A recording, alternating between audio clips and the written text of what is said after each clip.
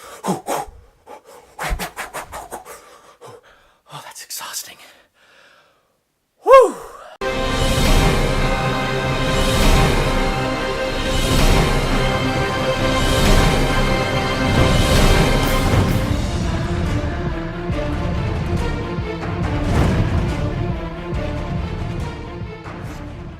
Welcome to Durbania. I'm Durbin, and I'm going to read way too much into Grudge Match with Hands of Stone on the way. De Niro training that boxer dude and that. I thought it'd be fun to go back to a De Niro boxing movie I haven't seen, Grudge Match, and it turned out it was kind of fun. Like, it's not my favorite movie, but it was kind of fun. And so in reading way too much into this, the thing that I really liked the best about this movie was the story and the message that was in the story. So basically what we got here is Stallone and De Niro are holding a 30-year grudge against each other.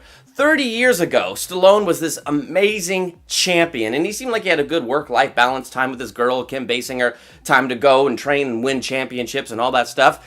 And then De Niro's this up-and-coming fighter just in 12 to 15 rounds, because they were pretty evenly matched, takes out Stallone. Now, Stallone gets all obsessed over this because he can't have that black mark. And so he just gets obsessed. And in getting obsessed, he begins to neglect Kim Basinger. In the midst of her being neglected, she begins to think he's having an affair. He wasn't, but that's what she thinks. And in her hurt, she goes and has an affair with De Niro.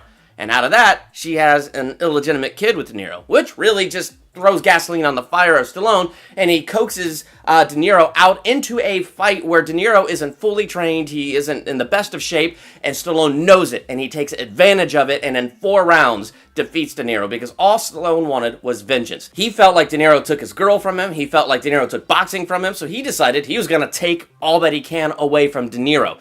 A lot of pain going on here. And so now that we're in this position, we go 30 years later. De Niro has wanted a rematch for 30 years because he knew he wasn't in the best of shape. He's angry at Stallone for taking advantage of the fact that he wasn't in the best of shape. And he wants a fair fight where they can fight when they're both at their peak. And it's just not coming. Now, De Niro kind of has this character flaw where he's all shallow and a womanizer. It's one of the reasons Kim Basinger did not want him to be a part of her child's life and all that stuff. And probably what this is him covering his pain by, being this shallow, womanizing guy. So now Stallone and De Niro are at a point in their lives where they need money, and they both need to be a part of this fight. Well, Stallone needs money, De Niro just wants the flippin' rematch. So now we're at the point where this movie, the story begins to get really good to me, because in the fact that this rematch is now happening, it makes them face their pasts, and it forces them to this point of being honest with each other and honest with themselves. Because first, this brings Kim Basinger out of the woodworks. She comes back to tell Stallone, look, please, I don't want you to get hurt because you're old.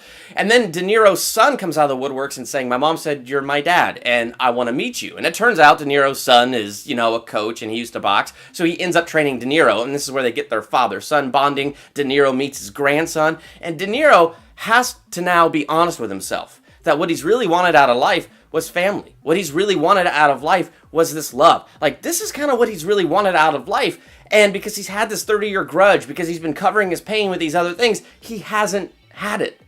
And then you have Stallone, now seeing Kim Basinger again. He's finding out, oh, wow, I neglected you. This is not all your fault. Yeah, what you did was kind of low, but it wasn't all your fault. I had a part to play in that. Oh, man. And as he's coming face to face with it, he's realizing his obsession and his grudge kept him from having an amazing life with her. And so now you have these two characters coming to realize through these relationships and these family and all these things that, oh my gosh, this grudge has kept me from so much. But then at the same time, they're angry at everything that they've missed out in life. And so they start taking that anger out on themselves yet again. Like Stallone's angry at De Niro, De Niro's angry at Stallone. It's hard. When that anger's there, it's hard to put it out. But one of the things I liked about this movie is it just had that message that it's never too late. Yeah, they missed out on 30 years of life, but it is never too late for it to be redeemed. It's never too late for it to be reclaimed, because Kim Basinger just basically forgave Stallone, had mercy on Stallone. You had De Niro's son who's like, you know what, dude, you're kind of a jerk, but really, I do want to be a part of your life. I want to get to know you. I want you to get to know your grandson. I want you to be a part of this.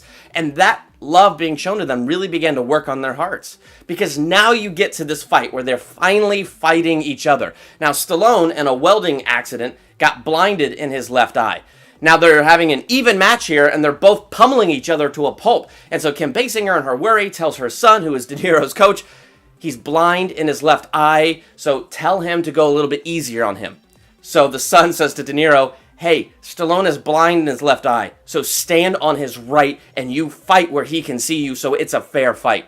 And De Niro, the last bit of rage that was in him, goes, no, he fought me when I wasn't ready. He fought me when it was not the right time to do it, so I'm going to stand on that guy's left and kick his butt, and that is exactly what De Niro did. But once Stallone was down on that mat, De Niro went, dang it. He just realized what it was he was doing.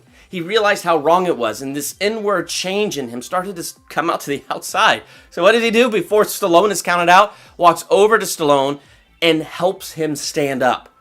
And then he stands in Stallone's right so that it is a fair fight. And then what does Stallone do? Kick his butt, because Stallone is kind of the better fighter in this movie. But then once De Niro's down on the ground, Stallone has compassion and walks over there and picks him up so they can continue on.